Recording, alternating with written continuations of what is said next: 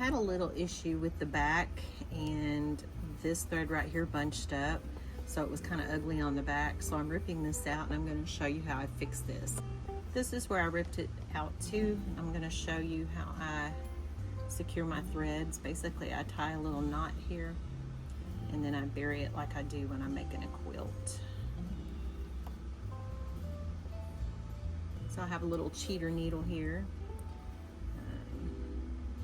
Very, very nice to have, especially for us folks that can't see very well anymore, at least that fine detail. So I'm just going to go kind of right in that hole there, and just feed it through a little bit and pull it up. Then I don't have to worry about my threads coming out. That's it right there. Just going to secure this with a few pins, and then we'll get started on restitching it.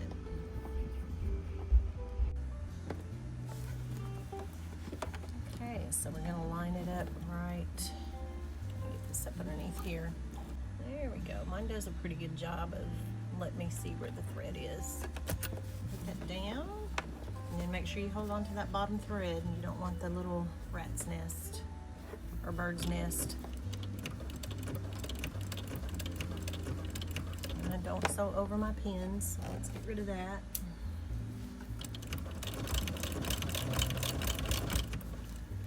I find I don't usually have any issues not catching these seams right here, as long as I keep my seam lined up with this little center.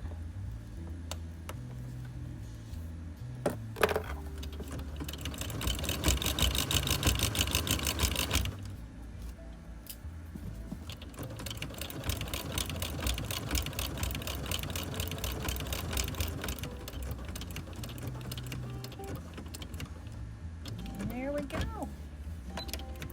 See how well we did. So you got that little bitty spot right there. I'm probably going to pull one of those stitches out and then tie it off. So I cut the thread on the bottom. I'm going to show you what that looks like when I pull this out, so it's not so jumbled up here. There's that one. I'm going to pull one more out. And again, this is just me being OCD. You do not have to do this. I think that's good. I'm gonna pull one more. So with me pulling one more, it looks like I'm pulling an extra stitch out here, but when I tie it and bury it, it will look like that right there. Now I back this up a little bit so you can see a little bit better without just looking at my fingers. Sometimes it's tedious. So there's my little knot.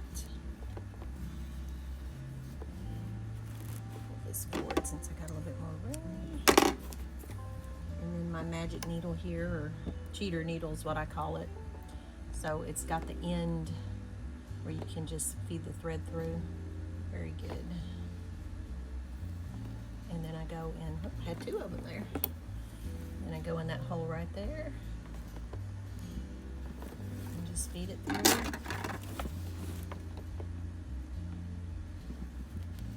Put it up.